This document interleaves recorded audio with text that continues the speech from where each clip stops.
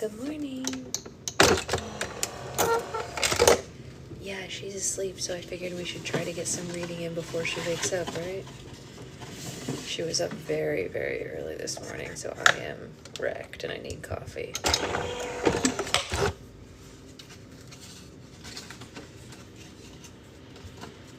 Wrecked.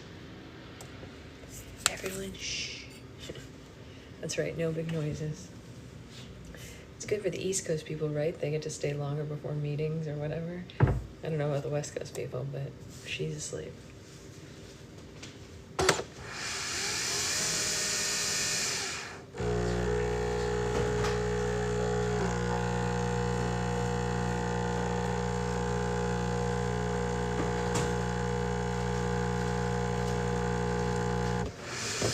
It's raining here today. It's raining. I'm shocked.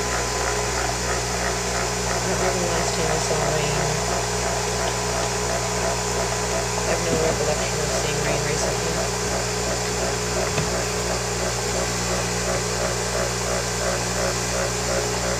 Don't know.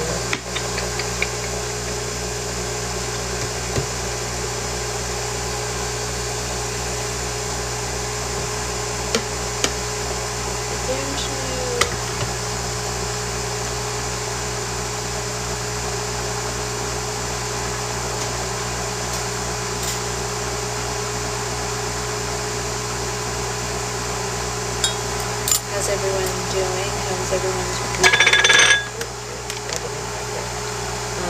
If you had an extended weekend, was it good? If you didn't have an extended weekend, was it good anyway? My husband likes to put this in the coffee sometimes, so I'm doing it. Since we're running out of creamer, I'll make this coffee a little more exciting. I am not fully caught up today. Till book time. Oh, do you want me to give you anything? What are you caught up till? If you're like till last time, I can give you a little blip if you want, if that's helpful. If not, totally understand. But if you want a catch up, I'm happy to catch you up. Only if you want, though. You need a quick summary too. Yeah, I'm happy to do a quick summary if anybody wants. Not a problem. Happy to do that. I am also going to put cookie butter in my coffee because I don't see why not. I just don't see why not. I can definitely do a quick summary of what's been going on. No problemo. Cookie butter in my coffee. Ooh.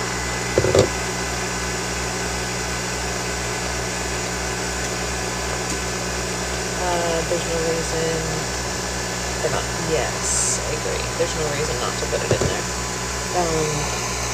They just sent for the Kings and Queens. Oh yeah, you're like halfway into the last chapter. You're totally fine. I can give you a brief. Not a lot's happened since then, so don't stress about that. I agree. If you want to stay, it's like hardly anything actually happened since then. It's a very small amount of like what they figured out. Yeah, you're real close to the end of that, of what we did yesterday, if they already sent for the Kings and Queens. Yeah, that's not far behind at all. Maybe like, I don't know, half a chapter or something. If you're already in Ascend in the Swans chapter, you're almost caught up as it is. So, I will go ahead and throw these away and catch you up.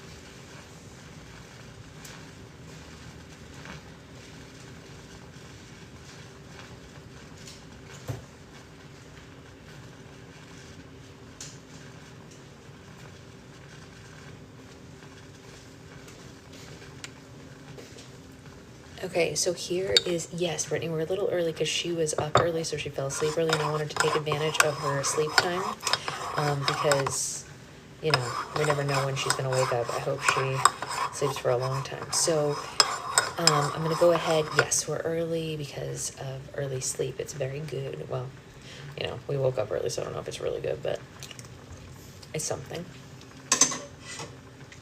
So I'm going to give a brief summary for those who are a little behind on yesterday. I know a lot of people weren't, good morning, completely caught up. So not a lot happened in the last chapter. It was a lot of talking, but not a lot of action. So I can give you a basic overview. So they find out that the Grand Armée is coming. They went and, like, you know, they flew over Pinocchio prison. They met Lady Gretel, and they found out that the army had been recruiting the prisoners. So they went back to the fairy palace, and Alex sends the letter out to all the kings and queens and is like, get here right away. And she also sends a secret one to somewhere else. And then Mother Goose finally admits what's going on to everybody and why she didn't want to, you know, tell the fairy godmother. I guess the fairy godmother never even knew about this stuff. Like, she didn't even know that the army was in the portal and all that, because the fairy godmother didn't want to Mother Goose didn't want to disappoint the fairy godmother. Again, she says that she's disappointed her in the past by not being her apprentice.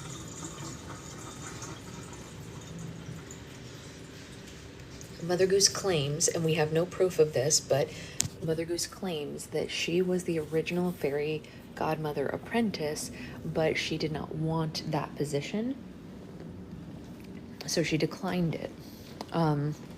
So then all of the kings and queens and everybody comes over to the fairy palace, and they're all talking about what they should do and how they're going to hide.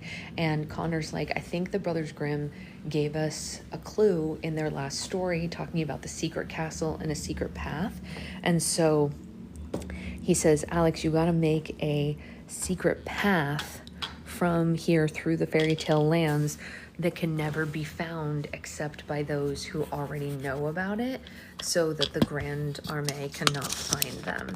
So then they dress the royals all as non-royals, and they get Jack and Goldilocks, who were the ones they sent the secret letter to. They get Jack and Goldilocks to be their guardians while they're on this secret path, and they put all of the royals on this secret path in nondescript carriages so that they will not be able to be seen, because they didn't want them flying, because they didn't want them to be shot down by the army. And then they find out, I guess that's it. There's no other find out. So Alex is acting fairy godmother, and they're trying to, they're gathering all the armies from the different kingdoms, but they're splitting them up so that if one part of the army gets defeated, they don't all get defeated. And then at the very end of the chapter, Alex sees Rook again, and she tells him that he and his father have to go hide. No other civilians, whatever you want to call that word, know about the Grand Armée, but she did tell Rook. And this is not coming from Sasha. I'm giving you the book club consensus. Everyone in the chat was saying they're really hoping right now that Rook isn't a double agent. That is the current concern. Because she did give him a lot of info that no other civilians have. So we'll see how that turns out. But he basically was like, okay, I'm gonna go get my dad and we're gonna leave, because he's already lost his mom. So she wanted to help save them. So that is everything you missed if you missed the second half of yesterday. So, does anyone have any questions before we dive into the next chapter, before this little lady wakes up? Because he saw them leave, so maybe he could know they're on the path. Maybe. I didn't even think of that, Jen. That's a really good point. I did not think of that. Because he saw them, maybe that magic override, right? I'm also really hoping he doesn't turn out bad. I do think he's going to turn out bad. You do? Can we get a poll before we start? How many people think that Rook is going to turn out bad, and how many people think that Rook is okay?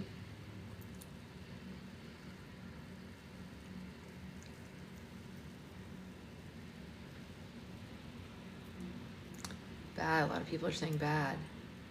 It's funny because it's all triple agent. Wait, how do we have a triple agent? Grand Armée, Alex, and I think he starts bad, falls in love, and switches teams. Interesting.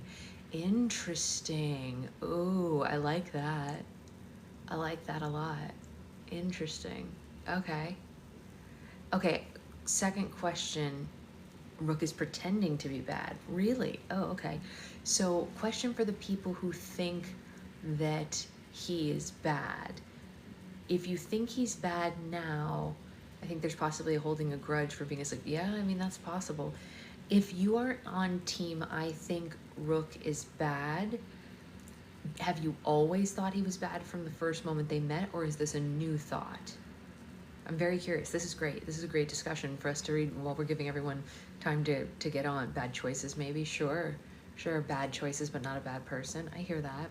We're all there sometimes, right? We've all made bad choices, but not been bad people. Interesting. This is all very interesting. I love a good discussion, right?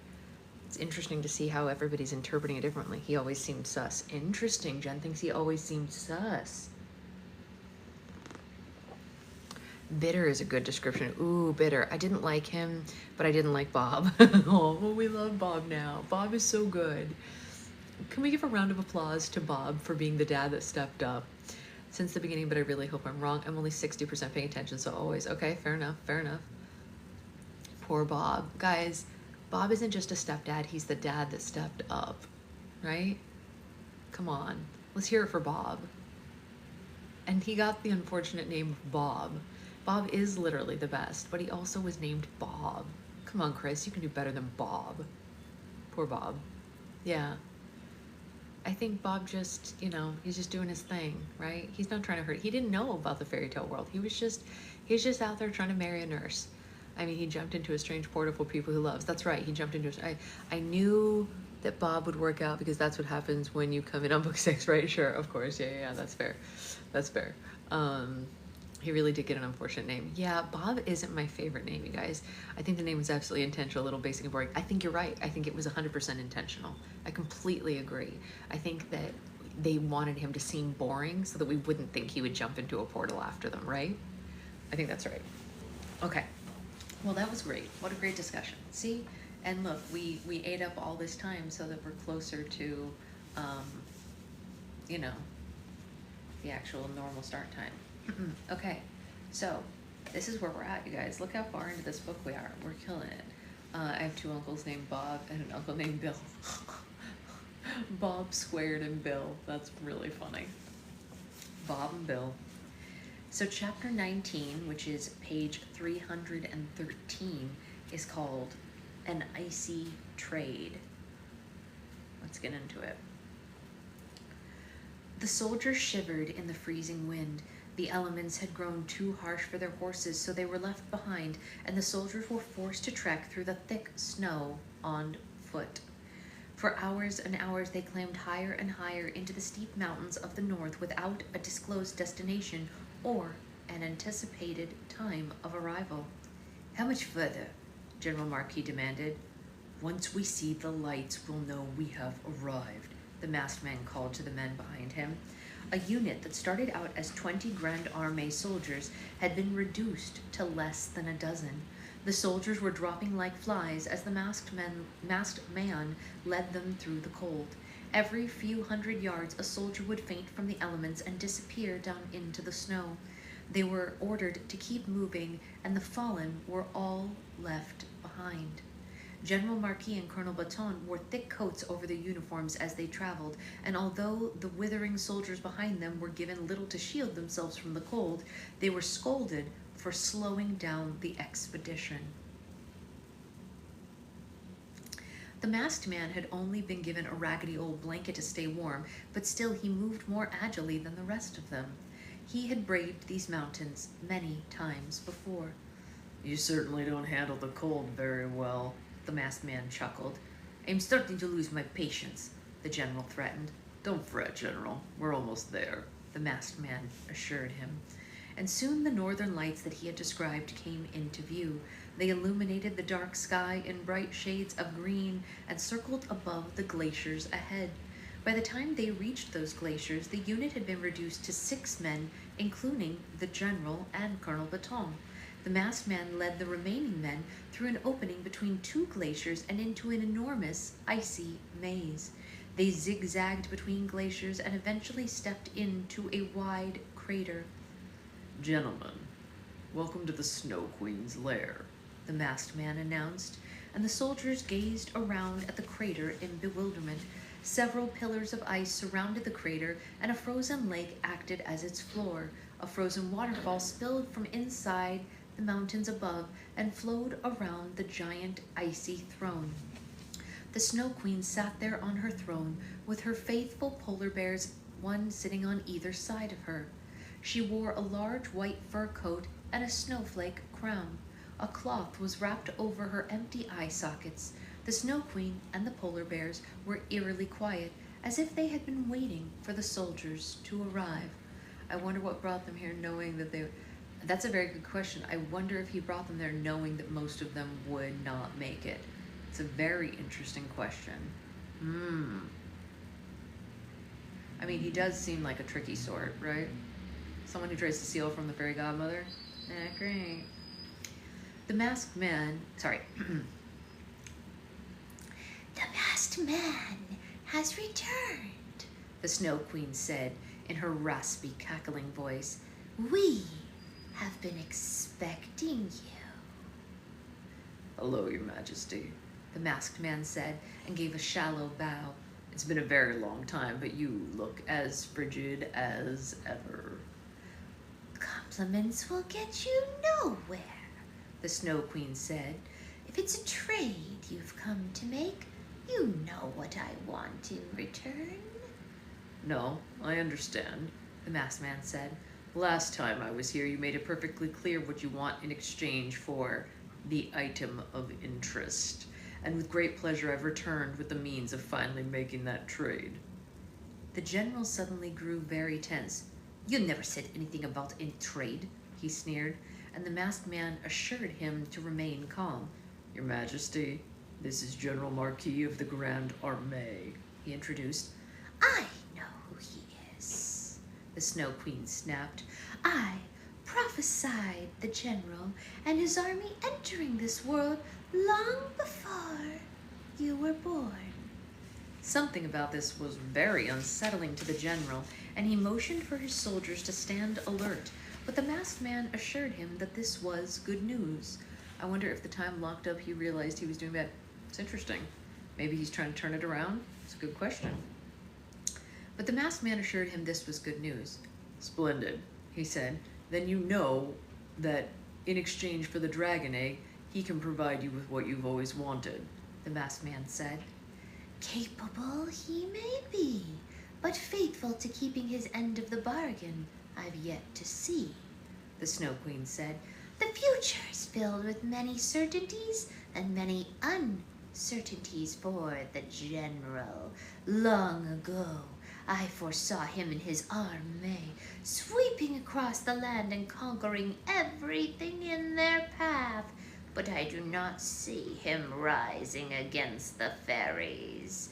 If he wishes to claim this world, he'll need my trust in the deal we're about to make.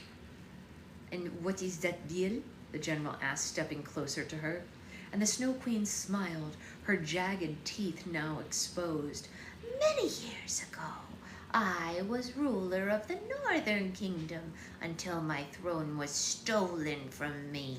If the general wants my dragon egg so he can conquer this world as intended, he must promise to give me back the Northern Kingdom when he succeeds. This was news to the general, and it infuriated him. Excuse me for a moment, your coldness, he said to the Snow Queen, and he grabbed the masked man by the lapel, and he threw him against the pillar toward the side of the crater. You never mentioned anything about the trade, he whispered. General, you're going to have to trust me, the masked man whispered back. This is the only way you can win this war. Make this trade with the Snow Queen, and it won't matter what she's promised in return. Once you have a dragon in your power, you will be unstoppable. You can obliterate her or anything else in your way. The general thought it over, but the anger never left his eyes. Very well, he said, and he faced the Snow Queen. If you supply me with a dragon egg now, when we take over, you may have my word that the North shall again be yours. A deep and raspy celebratory laugh erupted out of the Snow Queen's mouth. Music to my ears, she said. Your offer is accepted, but it comes with a warning. I foresee nothing but greatness for you if you keep your end of the bargain. But if you betray me, I foresee your quest ending with a scorching demise. The general's left eye started to twitch. Clearly, the Snow Queen was trying to trick him with vision she hadn't seen. He quickly glanced at the masked man, who silently urged him to proceed. Do we ever figure out why the dragon helps them so much?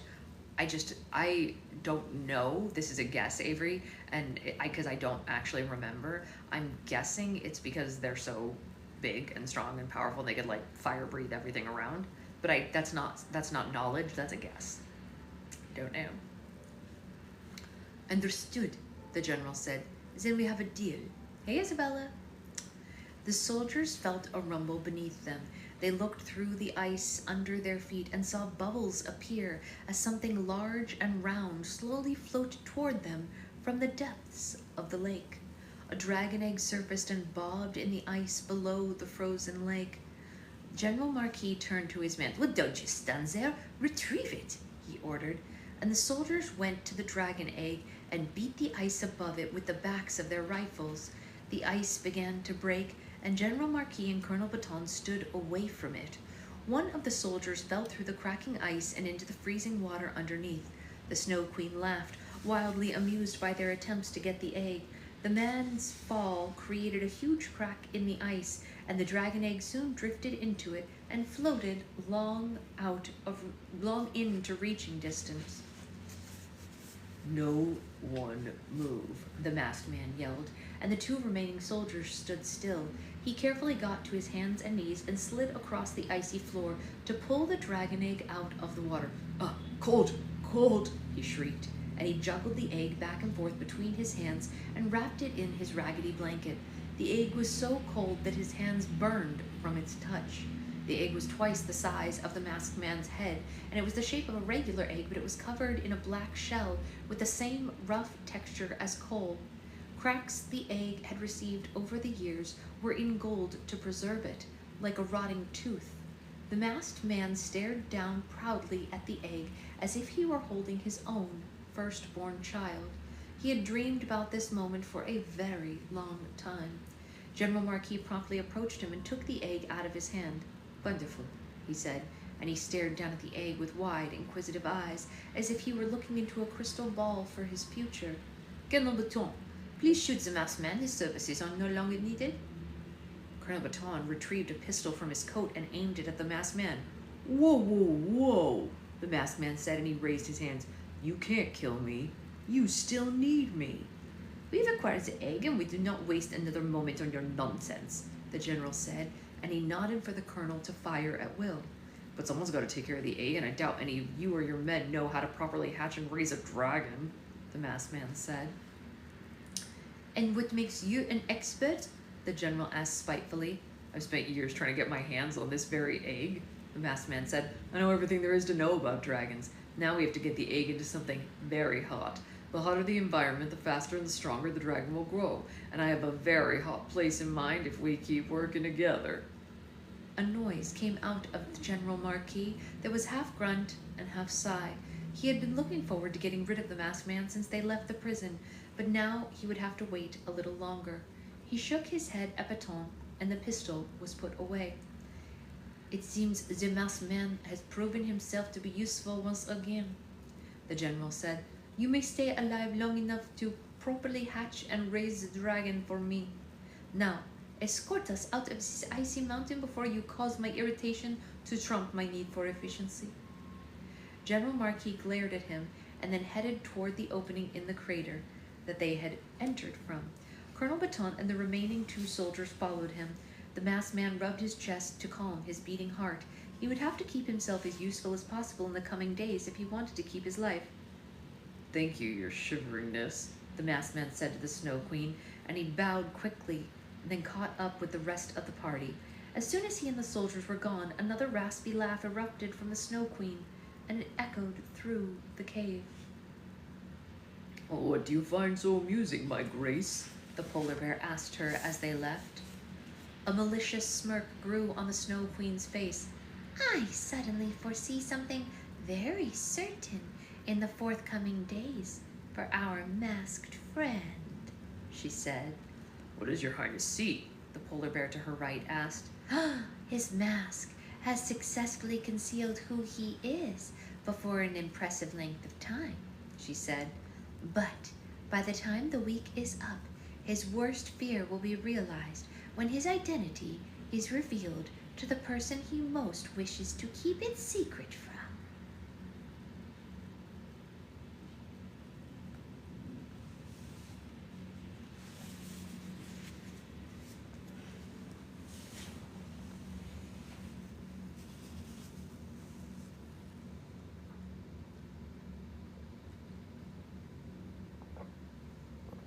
Okay, not Naisa or anyone else who has read this, but does anyone have any guesses as to who they think the masked man is before we go on to the next chapter?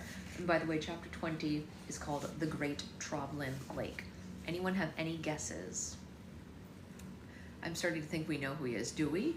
Who? Ooh, tell us your guess, Avery. I want to know. I love this. I love knowing the guesses. And it's only 8:30, so we have plenty of time to keep going. How long is chapter 20? Medium length. Chapter 21 is also small, so we might be able to get through those. Yeah, if you know, like me and Roxy and Naisa, don't answer. But if you don't know, feel free to guess. Yeah, no spoilers.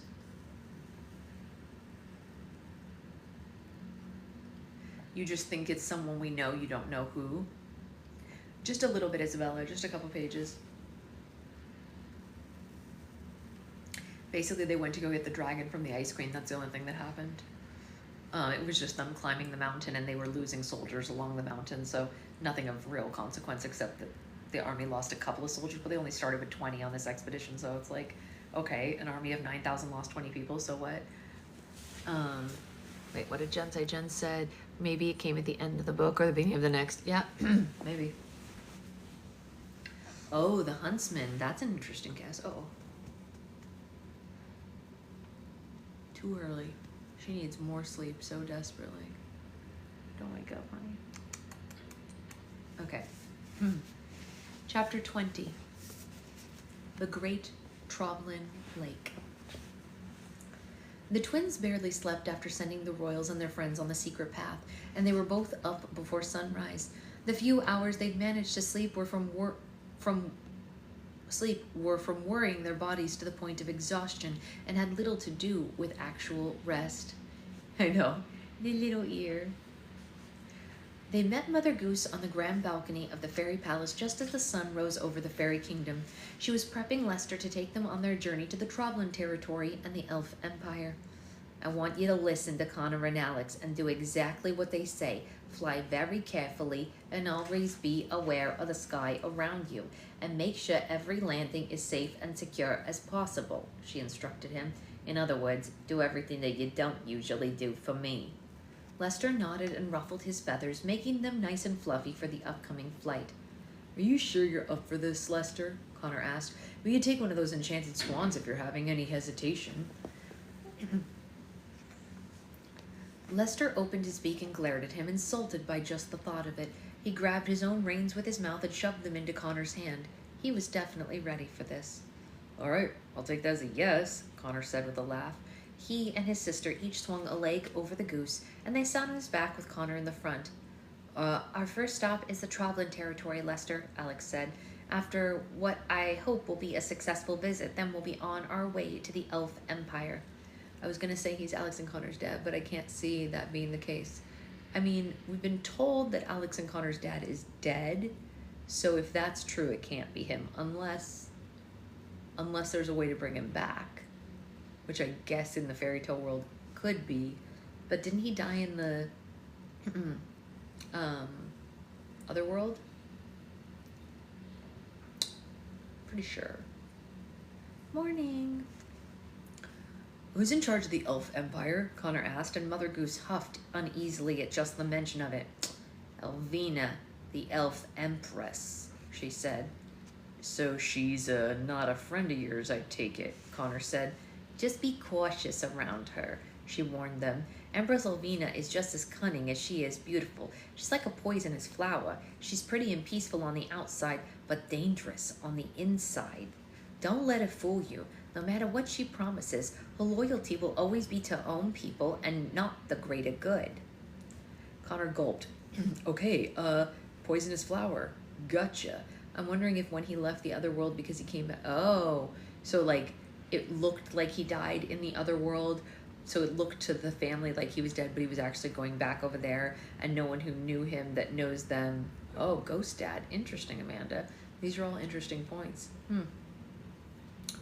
But why would he steal from the fairy godmother? Or try to. I guess he wasn't successful, whoever he is.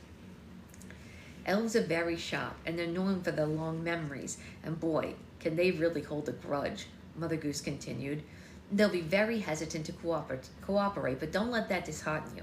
They've never forgiven the Fairy Council for not including them in the Happily Ever After assembly, and they haven't talked to us since. Oh, Amanda, you were filtered. If they haven't talked to you in so long, what makes you think they'll talk to us? Alex asked, and Mother Goose just shrugged. I don't know, beats me, she said. Good luck, kiddos. I'll be right there as soon as you get back. Her words of advice did the opposite of comforting them. Lester took a few steps backwards and stretched out his wings. He waddled forward and began flapping until he and the twins lifted off the balcony and flew away into the sky. Soon, Mother Goose and the fairy palace were out of sight. Who would have thought that you and I would be saving the world again so soon after last time? Connor said with a nervous laugh, trying to break the tension. Yeah, I always hoped the portal between the worlds would reopen somehow, but I didn't want it to be at this price, Alex said. It's like an eye for an arm in our trading standard. I know what you mean, Connor said, but he thought of something to lighten their spirits. Do you ever think of what our lives would be like if we never discovered the land of stories, though? Do you ever wonder what it would be like what would you and I be doing right now if Grandma and Dad weren't from the fairy tale world? Alex smiled at the thought. I don't know, I'd probably be thinking about colleges and careers instead of wars and battles. Connor laughed at his own prediction. I think I would just be trying to survive algebra, not any thousands of armies. His sister laughed along with him, but her smile quickly faded. They had experienced many extraordinary things, but they had also given up a lot because of who they were. Think of all the normal teenage things we could be experiencing, she said with a sigh so heavy that it was obviously carrying more than one thought. After this chapter of our lives, I wonder if I'll ever enjoy anything without the constant fear of losing it. Hey, by the way, Connor said, reading between the lines of what his sister was saying, who is that guy you were talking to last night in the fairy gardens? Connor felt his sister's body tense up behind him. What are you talking about? Alex said, attempting to play dumb. The boy in the gardens? Oh, you must be talking about Rook Robbins, the farmer boy from the Eastern Kingdom. He's just a friend I made recently. Rook Robbins? Connor said. He sounds like a baseball player. Are you sure he's just a friend? For a reason that he couldn't explain, Connor instantly disliked this guy. Oh, please, Connor, Alex said defensively, as if I've had any time for something like romance while joining the Fairy Council and leading the Happily Ever After assembly into war. Alex hated lying to her brother, but she would never hear the end of it if he knew the truth, especially if he knew that Rook was one of the reasons she had missed his attempts at contacting her while he was in Germany. Connor was glad that Alex was sitting behind him, so she couldn't see the look that he was giving her. He knew exactly what was going on, whether his sister wanted to admit it or not. You know, you could tell me if he was more than a friend. I mean, I promise I wouldn't tell Mom, Connor said, already anxious to tell their mom everything he knew, and Alex laughed it off. You'll be the first person to know if my relationship with Rook unexpectedly progresses into anything more, but it doesn't look like that's going to be possible at the moment, she said sharply. That's good, but if he breaks your heart, I'm going to beat him up for you, Connor said, and Alex burst into laughter. All right, now that's something I would pay to see, she said, and quickly changed the topic so that she could feel less exposed. But while we're on the subject, I've been meaning to ask you, do you have a crush on your friend Bree? Had Lester been a car, Connor would have slammed on the brakes, but instead, he abruptly grabbed hold of the reins and caused Lester to squawk. He blushed so much that Alex could see it on the back of his neck and ears. Do I have a crush on Bree? Connor said like it was a preposterous thought. Come on, Alex. Just because I asked you a couple harmless questions about your love life doesn't mean you have to be rude. Alex grunted at the double standard her brother set. I'm not being rude, I just figured I'd ask you since you turn bright red every time you're around her or her name is brought up, she pointed out. Last night when she hugged you goodbye, I thought your head was going to explode. I wouldn't be surprised if she has a crush on you too. Connor started to smile, but he couldn't stop. Did Bree have a crush on him too? He never thought that was even a possibility until now. Had she traveled around Europe with him not because she had wanted to have an adventure, but also because she wanted to spend time with him? He quickly forced a smile to diminish when he remembered he was in the middle of defending himself. Well, rest assured, I don't have any feelings whatsoever for Bree, he said. To be honest, she was starting to get on my nerves when we were in Europe. The way she's always second-guessing me, the way she remained so calm in any situation, the way she wore her hair under a beanie with the streaks of blue and pink in front of her face, and the fact that she surprised me every day with a new and interesting fact about herself. Yeah, that was all so annoying. Alex did not have to question further. It was obvious how Connor really felt. She was glad that he couldn't see her raise an eyebrow. Uh-huh. Sounds like you haven't really given her much thought at all, she said. I'm actually glad there's nothing going on with you two. Why's that? Connor asked and became overly defensive in the opposite direction now. You think I'm not mature enough for someone to have a crush on me? For your information, I'm attached to... No, Alex interrupted. Because we're about to visit our old friend Troll Bella, and we're not leaving without the support of the army, so if that means you have to marry her... Connor moaned a very long and weary sound under his breath. He had almost forgotten about the young troll queen who had been madly in love with him since they met. Gosh, I hope divorce exists in this world, he said. And the twins remained fairly quiet for the remainder of the trip into the Trovlin territory, fearing that they would expose more about themselves than they were willing to. They knew each other so well it was a wonder why either of them tried to fool each other. The mountainous boulders surrounding the Trovlin territory appeared on the horizon, and Lester began his gradual descent. As they flew closer, Connor was surprised to see that the land between the boulders was covered in water. The entire territory looked like a massive above-ground pool. Wait a second, Connor said. They never drained the territory after the Enchantress flooded it? Nope, Alex said. The fairies offered to completely restore the land, but Troll Bella had something else in mind. What was that? He asked. You'll see, she said, and Lester swooped into the territory and landed smoothly on the water. He was like a miniature boat as they traveled across a giant lake that the territory had become. No way, Connor said in shock when he saw what his sister had been talking about. Queen Troll Bella had turned their territory into a vast, floating city. Hundreds of forts crafted from the wreckage of their ruined underground home floated around the waters ahead of them. The troll and goblin families occupied smaller forts, while the larger forts served as common areas shared between them. Some of the goblins swam from fort to fort, while the trolls glided over the water in wooden floating devices. Many sat on the edge of the forts with their enormous feet in the water, and they held fishing poles, although the twins were pretty sure there were no fish available to catch. The trolls and the goblins were darker than usual now that they lived above ground. The sun had tanned their skin to a dark shade of green and blue and brown. Despite the environmental change, all the creatures looked incredibly bored as they drifted in the water. Alex and Connor floating past them on a giant goose was the most interesting thing that they had seen in weeks, and it was causing quite a scene. They sure are hard up for entertainment, Connor said, and his sister nodded. The twins then heard a familiar voice as the long and wide boat traveled toward them. Row, Trovlins, row! Queen Trollbella ordered, and she... Hi, did Trollbella wake you up? You can sleep, honey.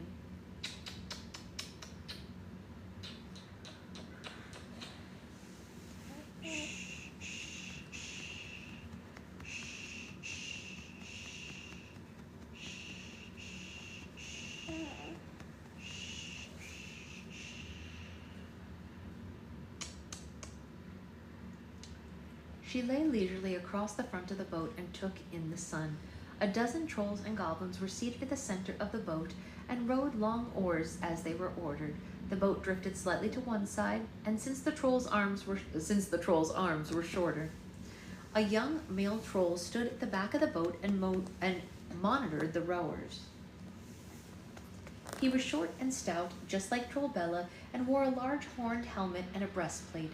All the other rowers came to an abrupt stop as soon as they saw the twins floating on Lester in the water beside them. They pointed at the large goose and whispered amongst themselves as the creatures on the surrounding forts had. Did I say you could stop rowing? Trollbella said when the rowing stayed at a halt. She sat up agitatedly to see what the concern was, and she cupped her gaping mouth when she laid eyes on what the others had seen. Hey, Trollbella, Connor said sheepishly with a wave. Did you miss me? Hey, sweetheart. You can sleep, sweetheart.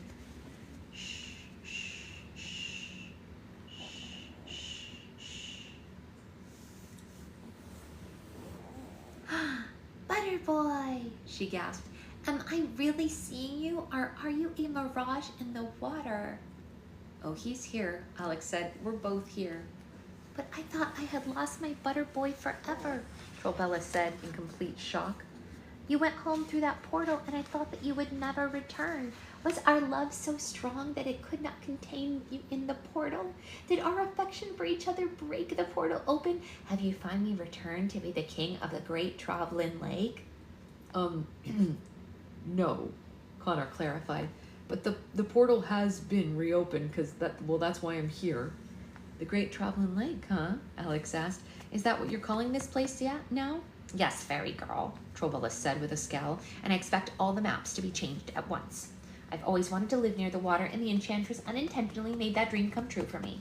Now, you must come aboard my boat so I can properly embrace my Butterboy. Lester swam to the side of the boat, and Alex and Connor were helped aboard by two of the troll rowers. Trollbella leapt onto Connor like a spider monkey hugging a tree and almost knocked both of them into the water. He figured it would take her a while to let him go, but she detached much sooner than he was expecting, and then she looked up at him, and her big eyes were full of concern rather than lust. Something was very different about Trollbella, but the twins were too pressed for time to find out what it was. I know, it's so weird how much she hates Alex. Look, Trollbella, Connor said, we came to talk to you. Something very bad has happened, and we really need your help. Trollbella put both of her hands on her hips. It puts a strain on our relationship when you only come to share devastating news, Butterboy, she said. Just once, I wish that you would bring flowers or chocolates. For the millionth time, we don't have a relationship, Connor said. Yes, I know. Our love is too strong for childish terms, she said. Our love is bottomless. Our love is forever. Indestructible. Indescribable. The Troll Queen suddenly burst into tears. Trollbella, what's the matter with you? Alex asked. There's something my Butterboy must know before I can speak any further, Trollbella said. While you were gone, I found someone else. What? The twins said together.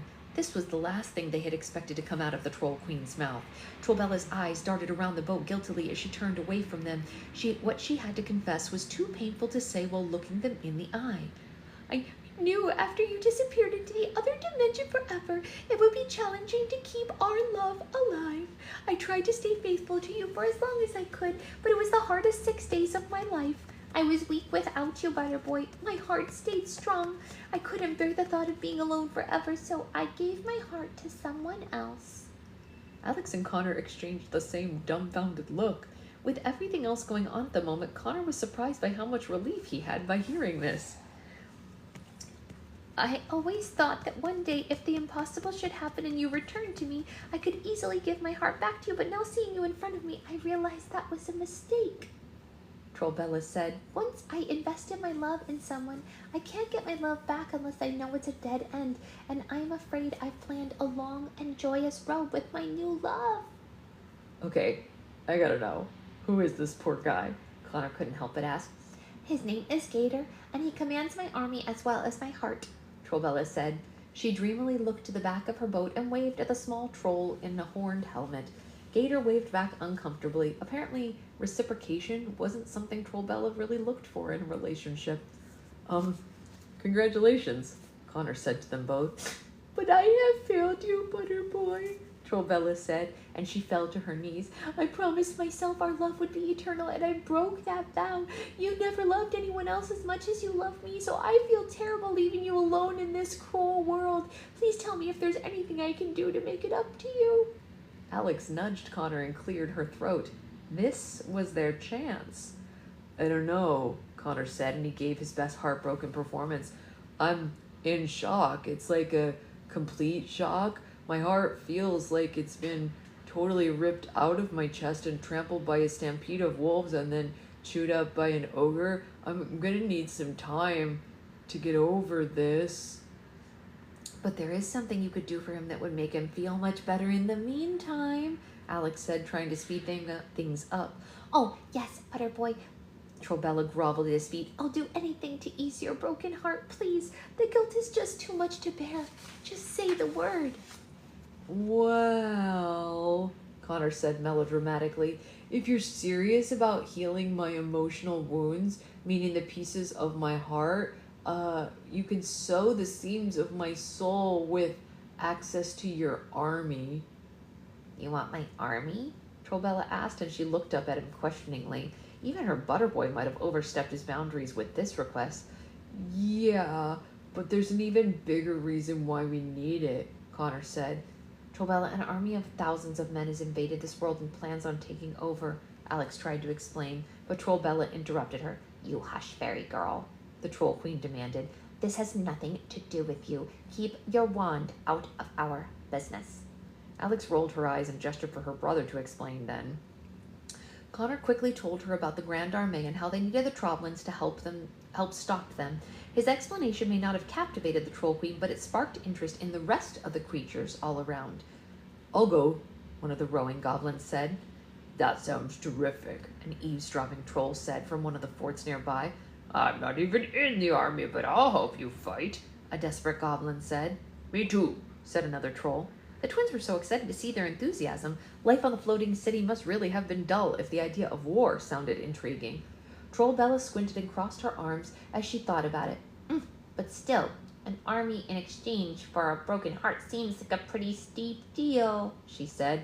And without missing a beat, Connor clutched his chest and fell to the deck in pain. Oh, my broken heart. It hurts so much. Oh, the pain. Oh, I am so miserable, he screamed. Your heart is on the other side of your chest, Connor, Alex whispered down at him, and he quickly made a correction. Tears formed in Trollbella's eyes at the sight of her Butterboy in the pain that she had caused him. Oh, no, Butterboy, no, she said, and she rushed to his side. If my army will help ease your pain, then my army you shall have. Connor quickly sat up, completely fine. Oh, thank goodness, he said. I really appreciate it. Now we need to gather up the army and fill them in on our plan as quickly as possible. Queen Trollbella got to her feet to address her rowers aboard the boat. Take the army fort at once. Take us to the army fort at once, Troblins, she ordered. My Butterboy needs to speak with our army and start his healing process. The troll and goblin rowers turned the boat completely around and headed in the direction of the army float. Alex gestured for Lester to follow the boat and helped Connor to his feet. Nice going, she whispered into his ear. Thanks, Connor said, but his face fell into a pout.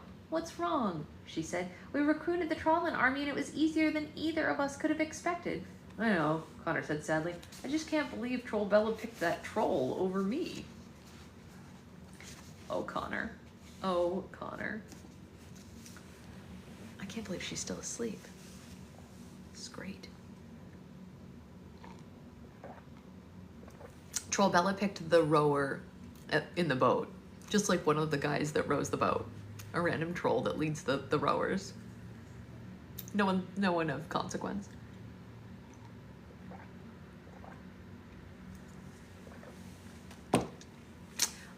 Apparently, according to the description, he doesn't seem too into her, so the description said, apparently reciprocation was not a requirement for a relationship for Trollbella, which I thought was very funny.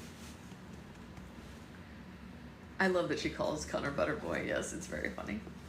All right, guys, we are on chapter 21, page 334. We're killing it today. Just trying to get these to not fall while I read because it's annoying.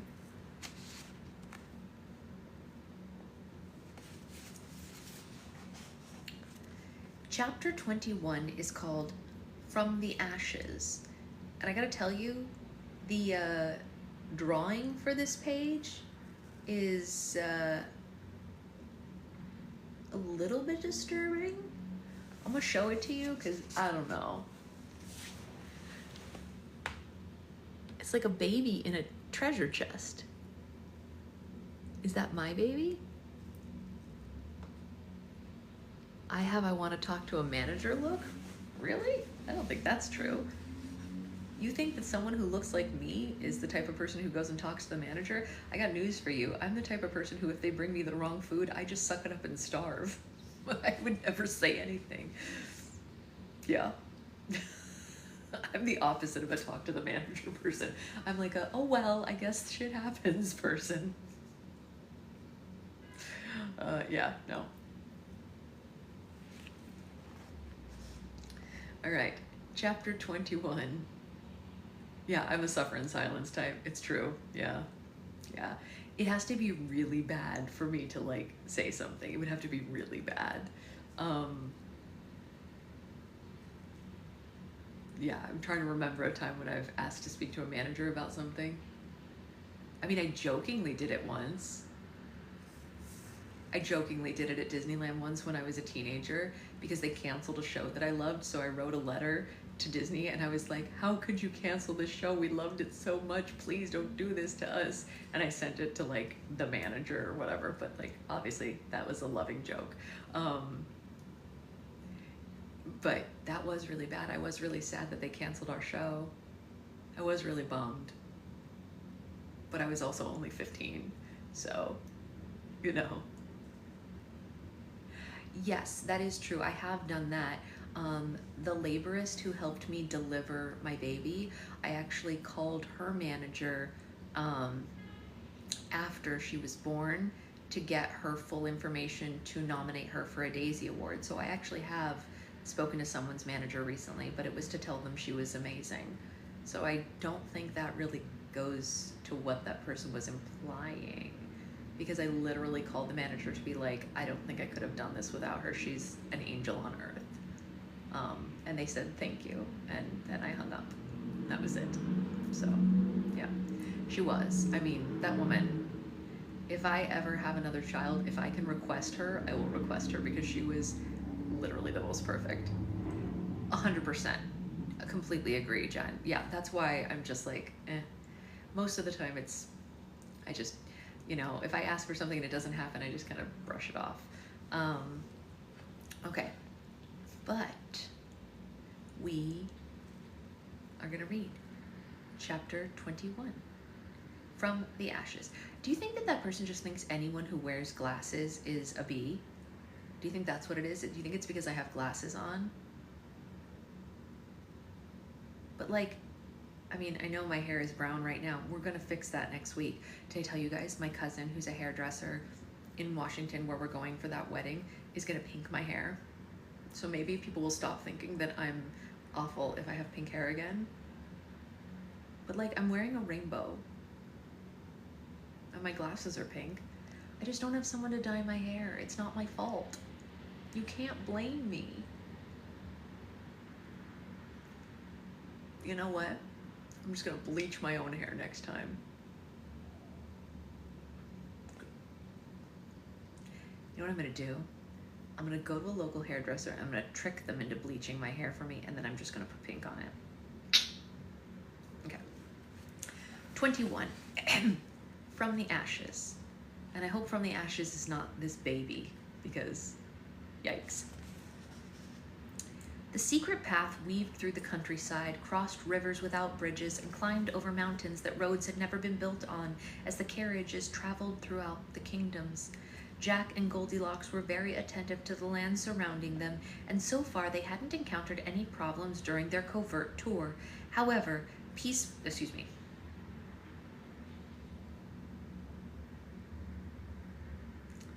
However peaceful the land outside the carriages was, though, the land inside of the third carriage was another story. Red had managed to bite her tongue since they left the fairy kingdom. She and Little Bo hadn't said a word to each other the entire trip, and the others stayed just as silent, afraid any conversation might send these two into a vicious argument. Instead, as if they were watching a tennis match, Froggy, Bree, and Emmerich watched Red and Little Bo exchange spiteful looks back and forth. The silence finally became too much for Red, and she tried speaking to Little Bo as diplomatically as she could. So, Little Bo, Red said, have you enjoyed being queen of my kingdom? Your kingdom? Yes, was all Little Bo replied, and she stared at Red stoically and didn't look away as if Red was playing a childish game that she did not want to participate in. The others in the carriage traded uncomfortable looks. It was inevitable that this conversation would end in disaster. Good to hear. Red lied through a clenched jaw. Have you fulfilled all the promises that you made to the people during the election? Almost, Little Bo said, and her stoic tone still didn't fade. Wonderful, Red peeped.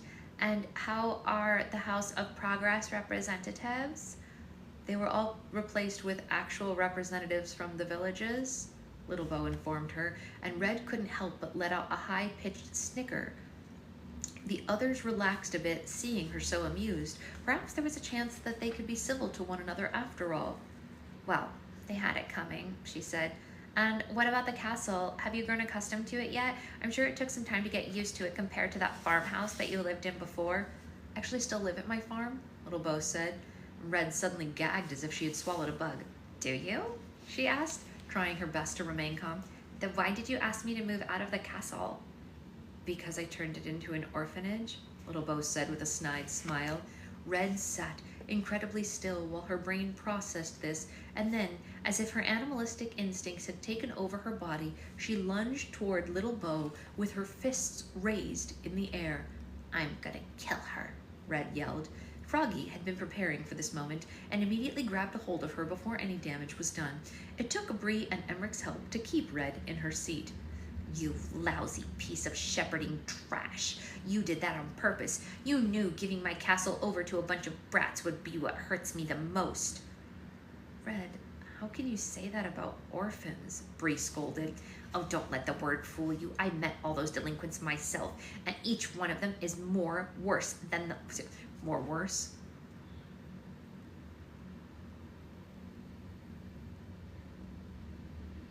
More awful than the last.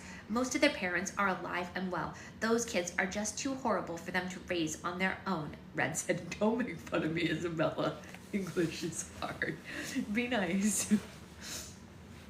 Little Bo didn't deny the reasoning behind her actions. She just sat across from Red and smiled mischievously. Red eventually cooled off enough for the others to let her go.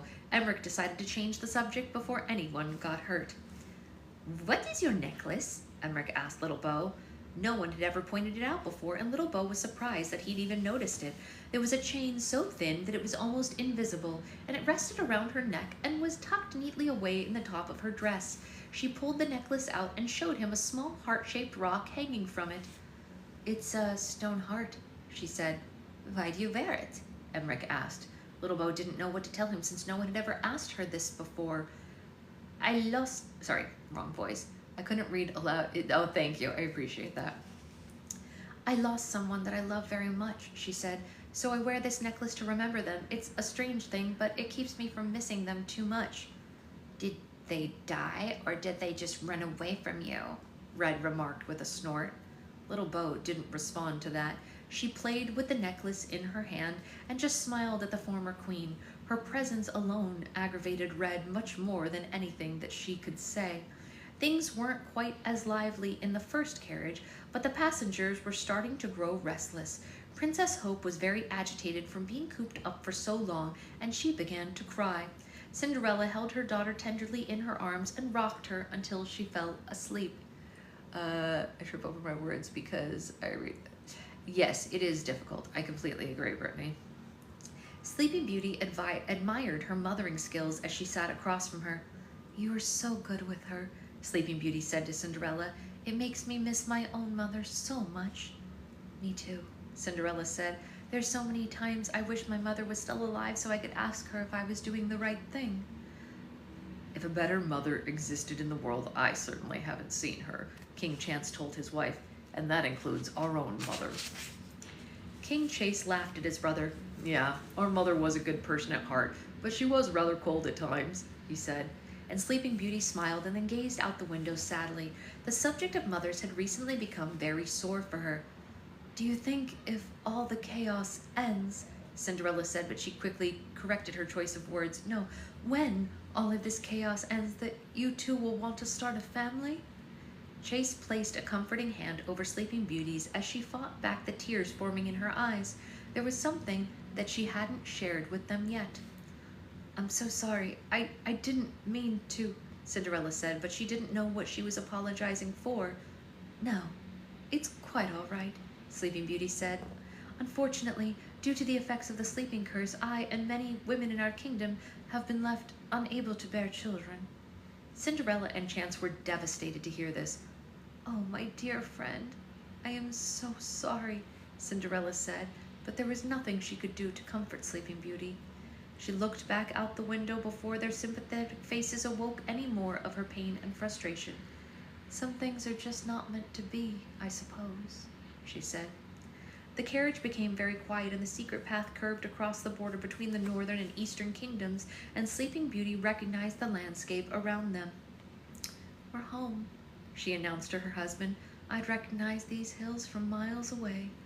Her voice faded and her mouth fell open. Something suddenly came into view in the distance that sent shivers down her spine. Before she could tell the others what she was seeing, she opened the window and stuck her head through it. Stop the carriages, she yelled up at Jack and Goldilocks. Jack and Goldilocks pulled the reins of the carriage and it started to slow down, but Sleeping Beauty had jumped out before they came to a complete stop. She ran straight towards what she had seen as fast as she could. Wait, where's the fire? Jack called after her. Where are you going? Goldilocks asked, but the Queen didn't respond to either of them. The others in the traveling party stepped out of their carriages. So we can fix this.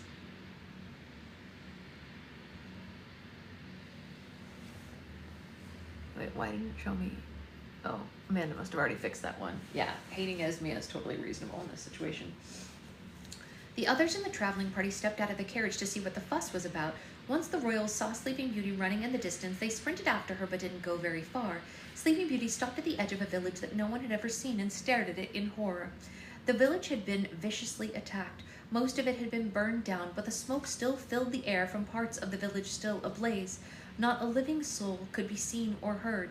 The damage was so severe that the kings and queens knew it must have been caused by the Grand Armée. Only those weapons would have left such an ugly mark on an innocent town. I don't understand, Sleeping Beauty said. Why does my kingdom seem to suffer the most in all times of crisis? Snow White stepped forward and placed a hand on Sleeping Beauty's shoulder. The Eastern Kingdom might be the first to see the sunset, but it's also the first to see the dawn, she said. Her comforting words were unheard as Sleeping Beauty was distracted by a noise among the flames. It was a sound so faint that she couldn't tell if she was actually hearing it or if her mind was playing tricks on her. Did you hear that? Sleeping Beauty asked. Hear what? Snow White asked. It sounded like crying, she said. The others didn't hear anything. The sound came again, and this time Sleeping Beauty bolted toward the village. Beauty, please come back, he called after his wife.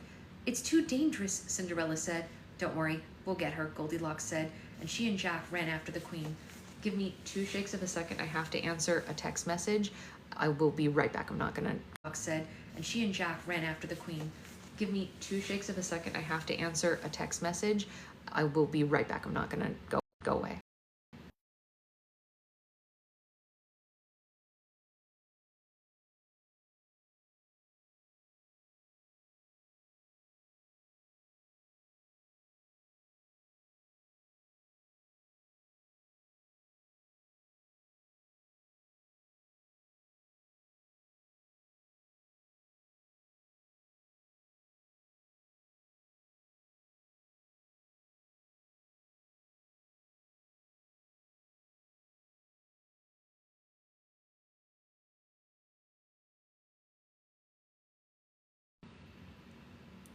Hello.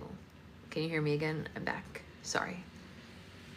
I had to answer that text message because it's about something I'm doing right after this, so I didn't want to mess with time. Let me have a little sip of coffee since we're on an interlude.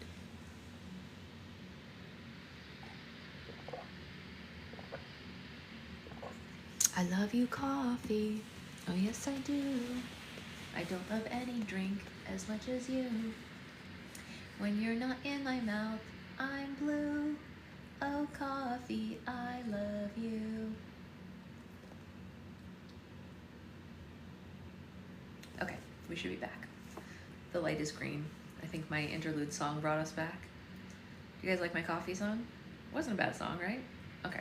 It was like a mediumly good song, I think. Yeah. It's fine, right? I mean, like in the grand scheme of things, you know. Oh, you only caught the tail end of the song? Oh, that's so sad. Oh, what a bummer. Yeah. Okay, well, it was like what do you call it? An ode to coffee. Sleeping Beauty let the sound guide her. The closer she got, the louder it became. She pushed through the door of a crumbling, burned-out home and stepped inside. She had to cover her mouth from all the smoke in the air. She was crying the crying was so loud she knew it must be real. Jack and Goldilocks found the queen and heard the noise themselves as clear as day. What is that? Goldilocks asked. It sounds like a baby, Jack said. Over here, Sleeping Beauty called out to them. A small chest was buried under a pile of debris that had fallen from the ceiling. Jack and Goldilocks helped Sleeping Beauty lift the rubble off the chest and open the lid. An infant girl had been hidden inside the chest. Surely she was the sole survivor of the Grand Armee's raid. I don't believe it, Goldilocks said in amazement. How did you even hear her crying? Jack asked. Sleeping Beauty couldn't explain it either.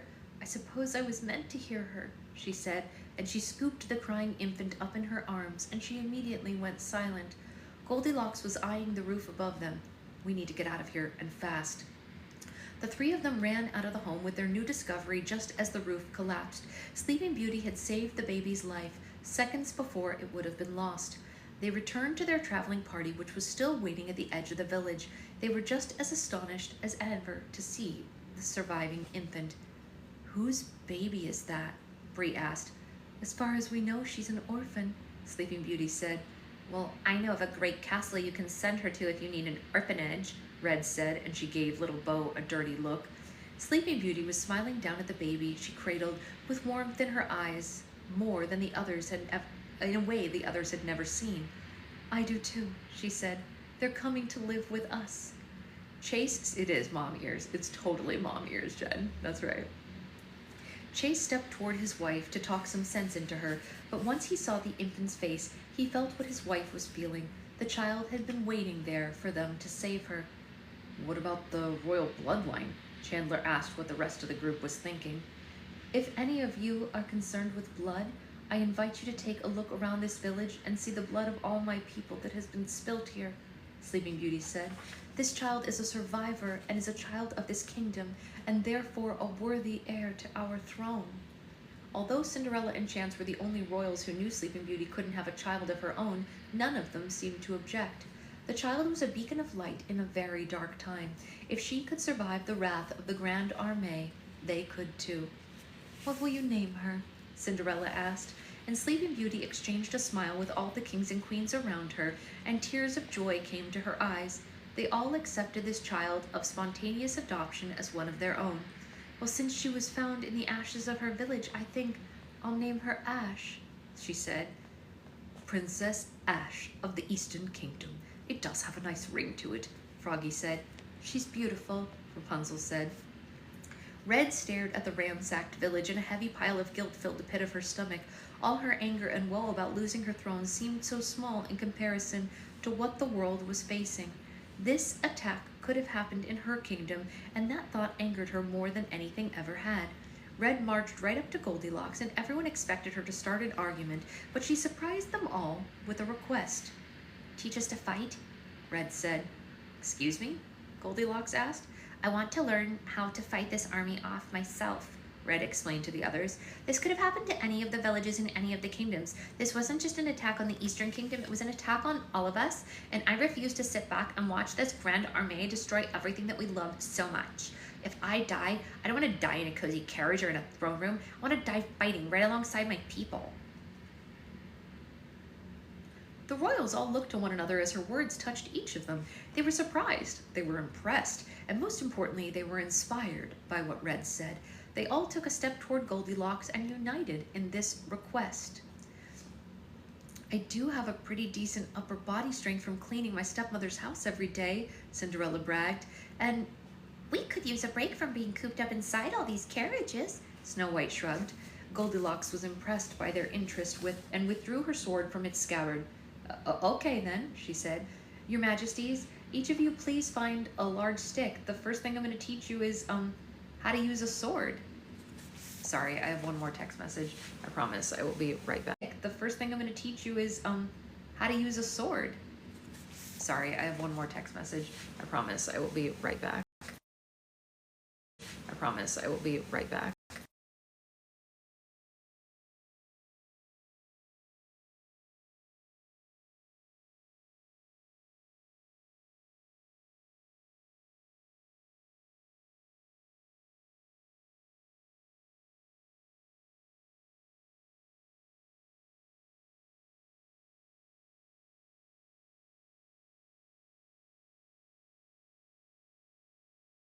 Sorry about that. Womp womp, indeed. I'm back.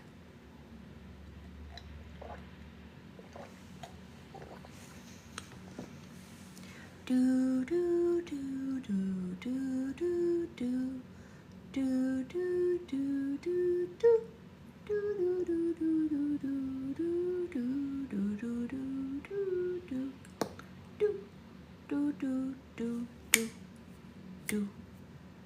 do do.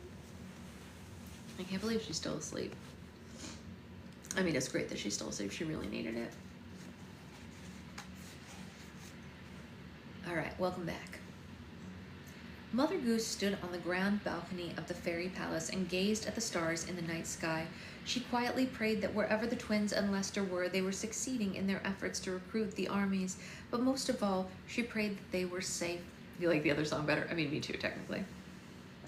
Emeralda rushed onto the balcony. Mother Goose, she said breathlessly. It's the fairy godmother. She's awake. Mother Goose's spirit soared so high that she almost floated into the air. For good? She asked. From the looks of it, I would only say it's momentarily. I don't know, Emeralda said. She seems extremely tired and she's asking for you. Without wasting a second, Emeralda and Mother Goose ran to the fairy godmother's chambers. Mother Goose kneeled by her bedside and took her hand in her own. Her eyes were open but very heavy, as if she had just awoken from a very deep sleep, and she was about to fall into another. Hello there, my dear friend, Mother Goose said softly to her. Emeralda, will you please give Mother Goose and me a moment alone? The fairy godmother asked weakly, and Emeralda nodded and left the chambers. Mother Goose, I have something I need to ask you before I go, the fairy godmother said. Oh, what's wrong? We can wake up happy. We don't have to wake up sad. We can wake up happy. We can wake up happy. My angel, you can wake up happy. It's okay. Hi. Hey, good morning, sweet angel. Yeah. Oh, scratch the chair in anger. Scratch the chair in anger. Wait, why are we so mad? Why are we so sad? Are you sad because the fairy godmother seems to be dying? Okay, we only have one more page. We only have one more page. Let's just read it. Yeah. Yeah. Ba, ba, ba, ba, ba. Okay, you want out? You want to go into the pen real quick while Mommy finishes the last page? You want to do that? Hold on. We can do that. You want out? You want out? Whee! Oh, big girl. Who's a big girl? Who's my angel? Look at Mommy. Hi, baby. Hey, we can wake up happy. We can be a happy girl. Happy girl, happy girl. Hi. Happy girl. Okay. Okay. You want to sit down? Sit down. Sit down. Mommy's coming. But you can't stand on your own. You gotta sit down. You're not there yet. You're not there yet. Here's a piggy. Here's a piggy. Hold the piggy. Honey, Mommy's coming. You just have to give me 2 seconds. Nah. Hi. Hi, beautiful. No, no sad. Mommy's coming. No sad, I'm coming. I'm on my way. Look, here we go. Holding two is going to be difficult. Oh, well, you know, no longer an issue. I know, my angel, I know. See? I'm right here. Okay. All right. Okay. Let's finish this chapter. We're almost done. Yeah, now you're smiley, girl. Is it because we're in the pen together? Okay. Mother Goose, I have something I need to ask you before I go, the fairy godmother said. Go? But where you going? Mother Goose laughed. The Poconos, Martha's Vineyard, Palm Springs. You know where I'm going, she said. I do, Mother Goose said sadly, but I was hoping there was still a chance that you would be sticking around. What is it that you need to ask me? The fairy godmother's eyes grew heavier the more she tried to speak. Over the years, I have kept many secrets for you, she said. I've only asked you to keep one of mine, and I'm asking you keep this a secret while I'm gone. Mother Goose knew what her friend was referring to without having to ask. I assume you're talking about the other heir, she said. Yes, the fairy godmother said with a deep breath. If Alex hadn't proven herself to be the true heir of magic, I wouldn't be lying in this bed. Her compassion is both her greatest strength and her greatest weakness. If she ever knew there was another, if she ever found out who they are, she would be fooled the same way I was, and it would destroy her. I understand, Mother Goose said. You have my word. I'm gonna keep your secret, and Alex will never know. The fairy godmother smiled at her oldest friend. Thank you, she said with relief. Her eyelids became too heavy to hold open, and she drifted back into a very deep sleep. She slept even more peacefully than before, now that this had been addressed. Mother Goose sighed and squeezed the fairy godmother's hand. Keeping the fairy godmother's secret would be the hardest challenge she would ever face. Dun, dun, dun. Okay, I have a quick idea. But we will need to close the live and reopen it to do it. Do you guys want to have like a quick little baby book club while she's awake and in a good mood? We can read some of our baby book club books, but I want to, so that we have the 2 different lives to upload to YouTube, I have to close this one and start another one. Yeah, apparently there's another error. So magic. But we can do some baby book clubbing for people who love baby books. Because we have some really good ones. Like, look at this. My husband's obsessed with this one. It's called Axolotl and Axolotl. So cute.